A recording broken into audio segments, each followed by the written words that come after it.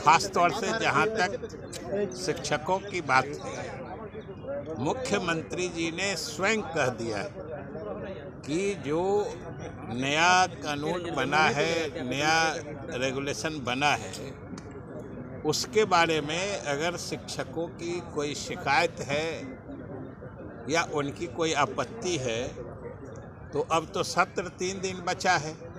सत्र के बाद उन्होंने जो शिक्षक नेतागण हैं या संगठन के लोग हैं, उन्होंने कहा है कि सब लोगों के बुला के बात करेंगे और जो उनकी वाजिब मांगे होंगे इस पर निश्चित रूप से सरकार विचार करेगी। अब ये समझने की बात है कि जब मुख्यमंत्री जी ने ये बात पहले ही कह दिया है, तब आज इस तरीके से सदन की कार्रवाई बाधित करने का क्या औचित्य है। सबसे बड़ी बात है कि ये लोग सरकारी कर्मी का दर्जा देने की बात अभी विधानसभा के अंदर पूरा ढोल पीट पीट के बोल रहे हैं। पहले तो सरकार में बीजेपी भी शामिल रही है। उन्हीं के जो बिहार के सबसे बड़े नेता हैं वो वित्त मंत्री रह चुके हैं और वित्त मंत्री रहते हुए उन्होंने कहा था कि इन लोगों को सरकारी कर्मी का दर्जा कोई भी सरकार नहीं दे सकती। अब आप समझिए कि इन लोगों के बोलने चालने या क्रियाकलाप में कहाँ दोहरापन है, इसको देखने की ज़रूरत है।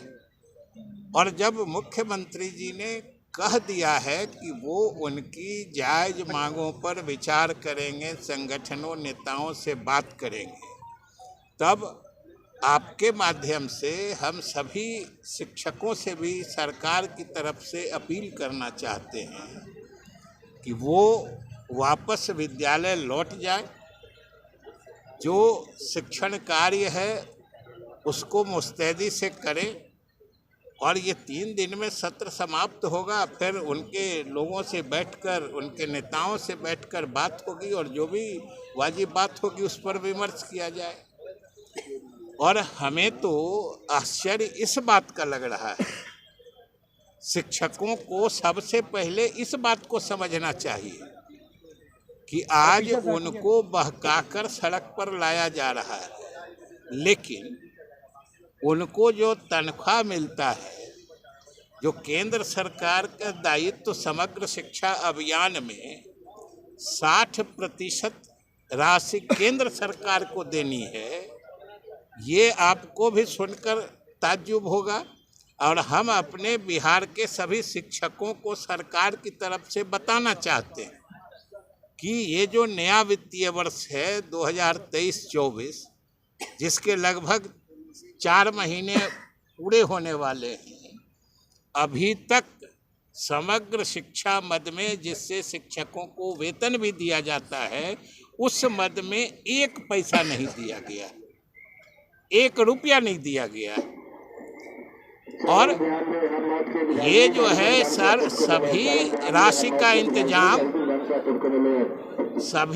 का इंतजाम राज्य सरकार अपने मद से करके, राज्यांश भी और साथ साथ केंद्रांश भी, हम आज तक तो उनको वेतन देते रहे हैं।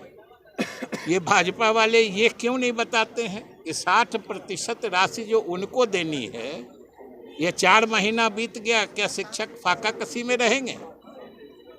ये तो नहीं बता रहे हैं। उनको तो इसका जवाब देना चाहिए।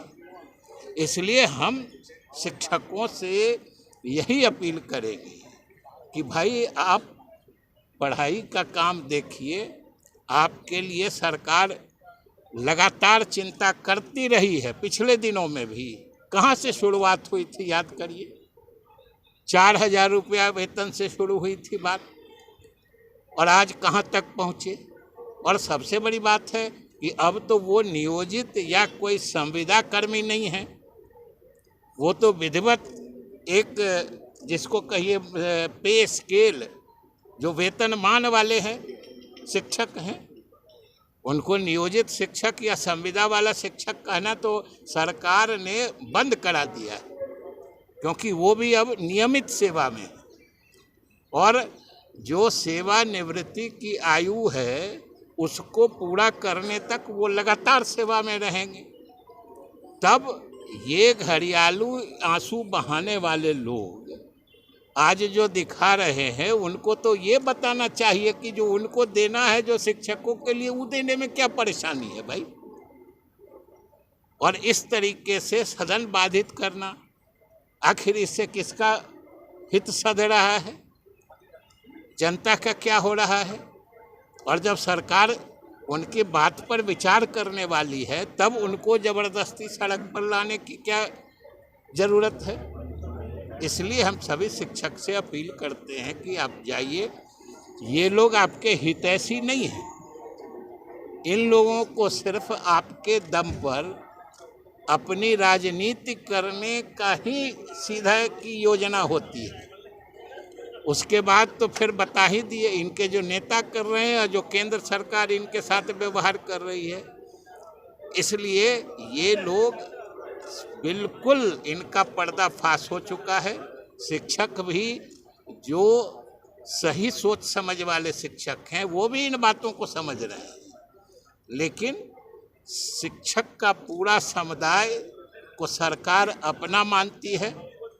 और इसीलिए सरकार उनसे अपील हम लोग करते हैं कि आप काम पर जाइए, मुख्यमंत्री आपके बारे में बात करें। इस्तीफे की भी मांग की जा रही है कि हो गया है, तेजस्वी इस्तीफा दे, बीजेपी के लोग प्रदर्शन भी कर रहे हैं इसको। देखिए, उसके बारे समझ लीजिए, हम लोगों ने पहले भी कहा है कि चार्जशीट हो जाने से कोई दोषी नहीं होता है। जब तक मामला न्यायालय पूरा विचारण करके उनका दोष सिद्ध नहीं कर दे, उनको दोषी नहीं पाए, तब तक वो दोषी नहीं कहे जा सकते हैं। क्योंकि कई मामले ऐसे हुए हैं कि सीबीआई ने या किसी ने, ईडी ने चार्जशीट किया है, कोर्ट से लोग बरी हो गए हैं। और उससे भी बड़ी बात है, जो देखने समझने की बात है, और आज पूरा देश देख रहा है कि चाहे सीबीआई हो, ईडी हो, इनकम टैक्स हो, कि उनका उपयोग कैसे हो रहा है। कि जब कोई उनके विरोधी दल के साथ हो जाता है तो उनके खिलाफ सारी एजेंसियां सक्रिय हो जाती हैं।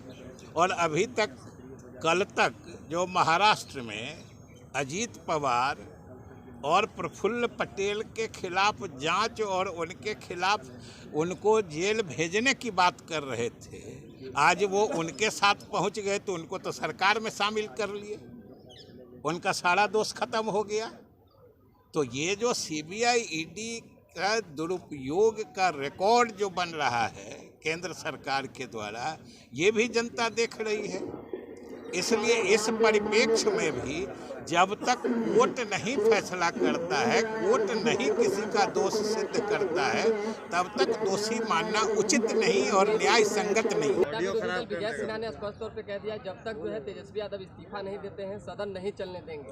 आपको इस बात में तानाशाही नहीं दिखती है? सदन में किसी को सिर्फ अपनी बात कहने का हक है। सदन नहीं चलने देंगे, ये बयान देना ही अलोकतांत्रिक है, तानाशाही रवैये का प्रतीक है, जिसका समझिए मरकज और केंद्र जो इनके सर्वोच्च नेता है जिस तरीके से तानाशाही प्रवृत्ति से शासन चला रहे हैं, ये उसी का समझिए रेप्लिका है, दोहराते हैं उस वैसी बातों को। आदेश का हवाला फोन टैपिंग किया जा रहा है क्या विधायकों का? फोन टैपिंग का भी आरोप लग रहा है मुख्यमंत्री पर भी कि फोन टैप करवा रहे हैं। आप समझ लीजिए, जो फोन डिपार्टमेंट किसके जिम्मे है? फोन डिपार्टमेंट जो पोस्ट एंड टेलीग्राफ है या जो टेलीकॉम रेगुलेटरी अथॉरिटी है, वो भारत सरकार के अधीन है कि बिहार सरकार के अधीन है? अरे आप लोग भी कुछ पूछा करिए ना। कोई आदमी इस तरह की बेसिर पैर की बात करता है तो आप हम लोग से पूछने लगते हैं। भाई उन लोगों से तो बात समझ के ज्ञान वर्धन किया करिए। भाई इतना बड़ा ज्ञान की बात कहाँ से लाते हैं?